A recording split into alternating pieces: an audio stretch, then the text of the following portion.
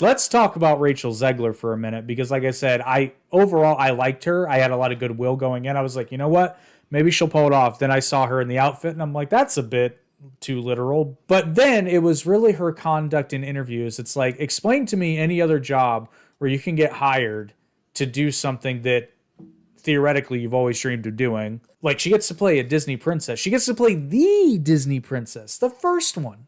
The number one. And then she proceeds to, at every point, trash the original. And we absolutely wrote a Snow White that She's is not going to be saved by the prince. She's not going to be saved by the prince. I was scared of the original cartoon. I think I watched it once and then I never picked it up again. I get stopped for photos every time I'm online for the Snow White ride, and it is I have to pretend like, oh God, well, crazy that we're in front of this. The original cartoon came out in 1937, and very evidently so. And then I went on the ride in Disney World, which was called Snow White's Scary Adventures. Doesn't sound like something a little kid would like. Was terrified of it. Never revisited Snow White again. So I watched it for the first time in probably 16, 17 years. Weird. Yeah. Like, oh, the ride scared me as a kid. I only watched it once. She's not going to fall in love with the prince. It's not 1939 anymore. Yeah. How old is she? Rachel Zegler, what is she, like 22? 20?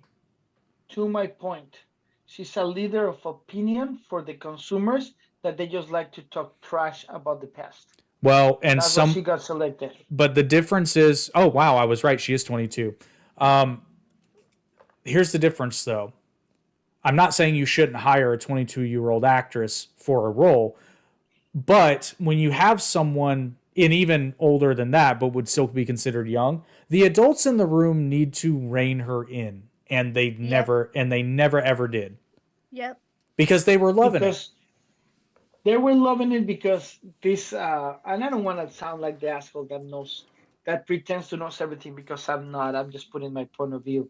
Of course, I respect everyone's point of view in the comments and everything. Please comment. But if I go right now and do the truffle shuffle, right, and I course against the president, maybe somebody look at it, then I become viral, and then a magazine will call me, so my PR will call me, and my PR have more job, so I can raise my rate, and then the agent that I have in LA will tell me, guess what? Because you did that.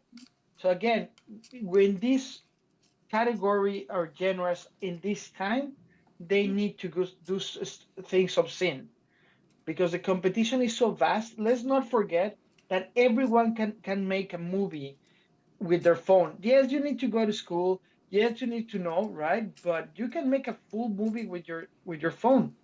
But to that end, that, like, just everything going on and all the major studios fucking up left, right, and center, you would think, and like you said, it's never been easier from a technical standpoint. Now's for a creative AI too. Yeah, but now's the time, and yet this is a legitimate question. In your estimation, is it laziness? Is it why are we not seeing just this uproar of creativity? Marketing commodity. Probably we're all wrong. You, Hailey, me, and you, Jake. And Gal Gadot is like, what I need to do this to this agent, and the agent is like, because Disney is paying us, and Disney is telling you to do this piece of shit. Why? Because they created this, because it's more consumable, because it's creating more energy and more attention than another base version, because they tried in 2012 and it didn't work. Well, I just feel like it's also laziness, because, like Jake, like we said earlier, like they've changed some of the songs. I think what I read was like only like 2 or 3 songs of the original movie made it, which I don't understand. Well, the world changed when Steve Soderbergh shot a movie with an iPhone, and everyone thought that they could shoot a movie with an iPhone, and everybody started doing videos in YouTube. Yeah. So now the movie can't be as perfect as a perfect movie, because it doesn't bring attention. Who won the best movie last Academy Awards? Wasn't that Everything Everywhere All at Once? Yeah. Have you seen that movie, Jake? No, it's on my list. I need to. It's bad. Have you, Hailey? It's It's bad. bad. It's bad. I couldn't watch more than 15 minutes and I took it out. But the common Joe, like, oh, it's amazing. I never seen this. It's like, dude, it's a political movement for the Asian investors to push their agenda. And that's what Disney is selling with this, in my perception. Probably I'm totally wrong. Probably somebody flip a coin and they decide, fuck it, let's bring that actress. But something that I just started thinking about, and I notice it all the time, and I can't believe I didn't make the connection, is hypothetical. Is it laziness, or have either of you noticed this? It's not super recent, but I'd say within the last 5 or so years, it's gotten really bad, where it's become almost cool to shit on.